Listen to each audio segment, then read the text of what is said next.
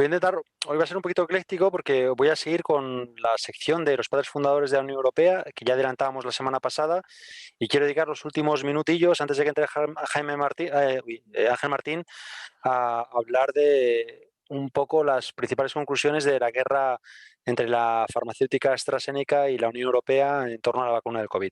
Pero bueno, sin más dilación, hablamos de que los padres fundadores de la Unión Europea era una serie de figuras, de personas, hablamos de uno de ellos para terminar la sección de la semana pasada, que era Winston Churchill y su famoso discurso de Zurich, y hablamos de unos nombres que eran Adenauer, Monnet, Schuman, Gasperi, que son desconocidos para el público en general, pero que son considerados los padres de la Unión Europea, y voy a explicar en esta sección por qué, cuál es su importancia y relevancia, y hacíamos un símil con Estados Unidos, como los padres fundadores de Estados Unidos son muy conocidos, Franklin, Washington, Hamilton, Madison, Adams, en el Monte Roosevelt lo tenemos muy machacado, y eso es un poco lo que hablábamos de que contribuía a esa épica histórica que faltaba un poco en la Unión Europea. La suya nacía de la Guerra de Independencia de Gran Bretaña, mientras que la nuestra nacía de la Segunda Guerra Mundial, pero sí que quizás era necesario un poco hablar de esas figuras de los padres fundadores de la Unión Europea. Entonces, un poco poniendo de nuevo el contexto de lo que hablamos la semana pasada, hablábamos un poquito de Winston Churchill como uno de ellos. No está reconocido como uno de los padres fundadores de la Unión Europea, son más los cuatro de los que voy a hablar ahora, y la semana que viene probablemente continuaré un poquito más.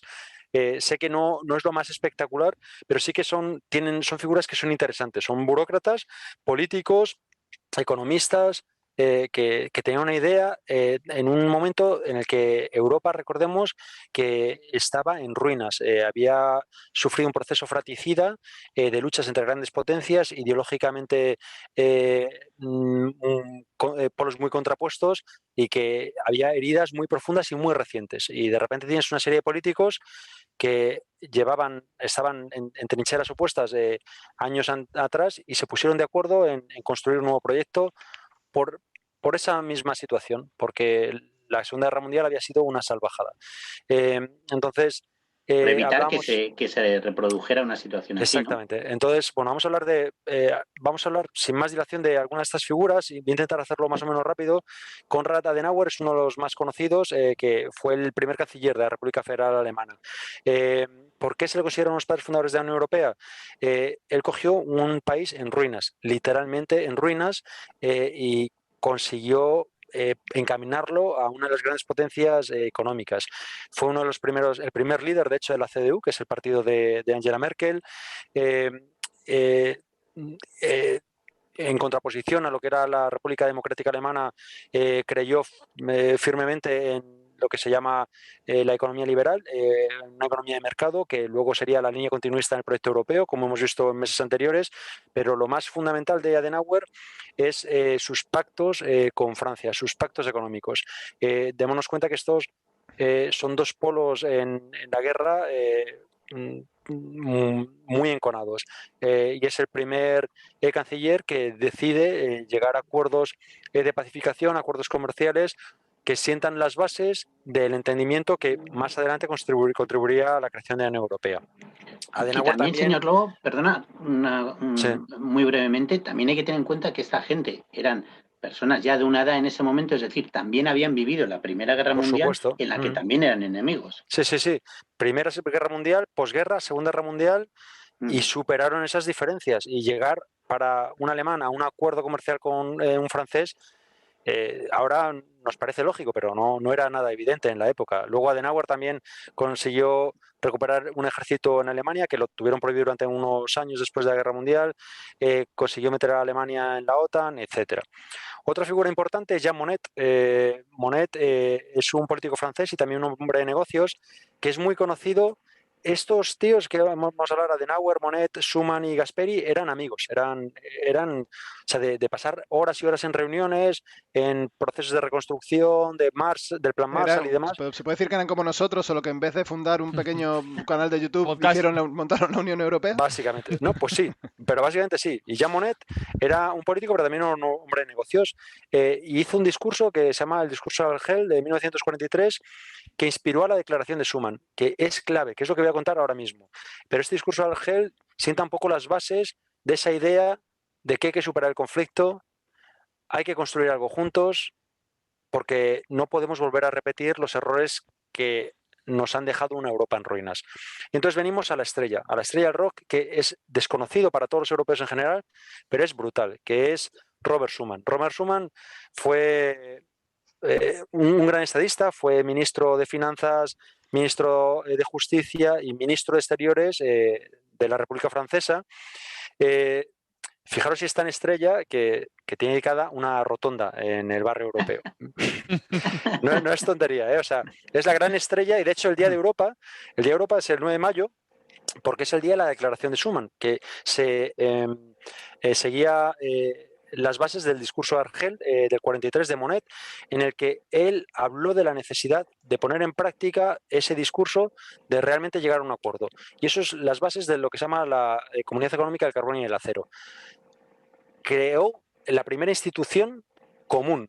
¿Y por qué es importante esta unión? Porque él dijo, mira, necesitamos hacer algo práctico y necesitamos crear vínculos económicos que impidan o generen una desmotivación para que yo te ataque. Entonces, ¿cuáles son los elementos que se utilizan en las guerras? El carbón y el acero para la construcción de armamento. Entonces, vamos a crear una unión que es del carbón y el acero, en el que hay tarifas cero entre nosotros y podemos comerciarlas. Entonces, si yo te ataco, eso genera una repercusión económica para mis industrias del carbón y el acero. Y eso es el comienzo de la CECA, que es la primera institución que nació de esa declaración de Schuman del 9 de mayo del 50, y por eso todos los 9 de mayo se celebra lo que se llama el Día de Europa, que aquí en las instituciones es un día festivo. ¿Sería, señor Lobo, homogeneizar intereses? Básicamente, exactamente, homogeneizar intereses, y la primera vez que se quitan los impuestos aduaneros en algunas mercancías, pero que esas mercancías eran el carbón y el acero. Y esta CECA pues fue aprobada por los 6 países fundadores, que luego serían los países fundadores de la Unión Europea, que son Bélgica, Luxemburgo, Holanda, Francia, Italia y Alemania. Y luego, por último, está Gasperi, Alcide Gasperi, que era un político italiano, líder de la democracia cristiana, y de nuevo amigo de Adenauer, Monnet y Schuman, los 4 ideólogos del proyecto europeo, que contribuyó a la consolidación de este proyecto, que era la CECA, que también favoreció la adhesión de Italia a la OTAN, y bueno, quizás no parece que sea muy mítico, pero incidir un poco para seguir hablando de algún fundador más ya la semana que viene, para cerrar este tema de los países fundadores de la Unión Europea, entender las distancias tan enormes que tienen que salvar después de 2 guerras mundiales para conseguir llegar a acuerdos y crear esa CECA que es el embrión de todo. Y sobre todo recordar la figura de Robert Schuman. El barrio europeo se llama el barrio de Schuman, que es donde están las instituciones. Es una figura tremenda que sí que tendríamos que hacer por recuperarla. Es nuestro Thomas Jefferson realmente de la Unión Europea. Una cosa, señor Lobo, una pregunta te hago. Sí. Cuando a gente como Rivera o como Aznar se les tacha de hombres de Estado, ¿no crees que es un poco insulto recordando a estas personas? Es absolutamente un insulto. O sea, son gente que no tiene la calidad estadística ni intelectual ni histórica de estas figuras que podremos estar ideológicamente más o menos cercanas o más o menos distantes, pero hay que reconocerles un gran valor por superar diferencias históricas que llevaron a un continente a ponerse de rodillas y a estar en ruinas. Y eso tiene mucho mérito. Que luego el proyecto en sí lo hemos criticado y lo seguiremos criticando, pero tiene mucho mérito. Y llevamos 60 años de paz, que somos de las primeras generaciones que hemos tenido la suerte, las primeras generaciones de europeos, de tener la suerte de no matarnos unos contra otros. Y ya seguiremos la semana que viene. Quiero hablar 2 minutos antes de que entre Ángel sobre el conflicto este tan grande para sacar varias conclusiones. Por poner 4 pilares básicos. Primero, sabemos que ha habido una guerra abierta, muy transparente entre la empresa sueco-británica AstraZeneca, productora de las vacunas del COVID, de una de las vacunas del COVID, y la Unión Europea, la Comisión Europea.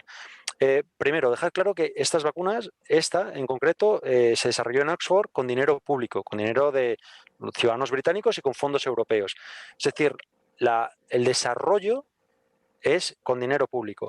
Luego se llegan a un acuerdo con industrias, debido a la ausencia de tener industrias estatales, hay industrias farmacéuticas privadas, que se llegan a acuerdos con ellas en la que esta vacuna desarrollada con dinero público se les permite que empresas privadas las desarrollen a través de contratos totalmente opacos, en el que la Comisión Europea, ya habíamos hablado, que tiene esa capacidad de negociación, pero que ejerce un liderazgo desde la opacidad, sin compartir información en el Parlamento Europeo, donde reside la soberanía popular de los ciudadanos europeos, y llegan a acuerdos de confidencialidad en los que no solo les permiten producir la vacuna, sino que además les dan los derechos de explotación, la patente de la vacuna durante 15 años.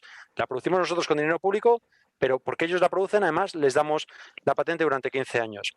La crisis es porque hay un trasfondo, que es el Brexit. Es una empresa sueco-británica, pero su sede está en el Reino Unido, y el objetivo que ha tenido la empresa es renegociar al alza un acuerdo que la Comisión lo había hecho bastante bien y había conseguido un precio bastante razonable. Pero ¿qué conclusión podemos sacar de esta guerra? En un minuto. Primero, ¿cómo puede ser que en una situación de pandemia, una situación de crisis sanitaria sin parangón, que no ha pasado en 100 años, con dinero público desarrollemos una vacuna y una empresa privada permita este mercadeo jugando con vidas humanas? Vamos a ponernos en cuestionamiento del sistema. Ya ha hablado Alo muy bien sobre el proceso de las bolsas y el proceso especulativo. Con el proceso sanitario, de nuevo, vemos las fallas del sistema. Y una cosa a la que no ha hablado nadie. Si la Unión Europea está teniendo tantos problemas, ¿qué creemos que va a pasar con los países africanos o los países en vías de desarrollo? Es absolutamente indignante que ni siquiera estemos mencionando la falta de acceso a esas vacunas.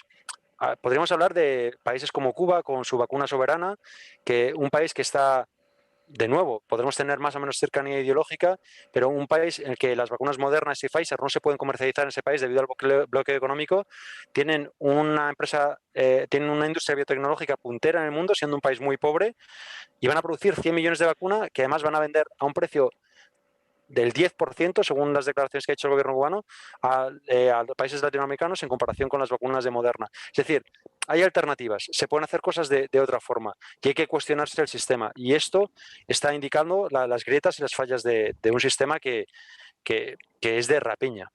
Y ya está. Interesante, Lobo, ¿eh? Aquí hay para semanas. Aquí hay para Sí, sí. semanas. Además, ha sido muy interesante que compares los dos casos, primero porque en un caso se decide dejar a un lado determinados intereses para prevalecer la paz, y en un caso de pandemia no se han dejado de lado los intereses Sí, económicos. pues mira, está bien visto, porque no creía que era un poco ecléctico, pero es verdad que hay cierta relación. Muy bien visto. Ujú.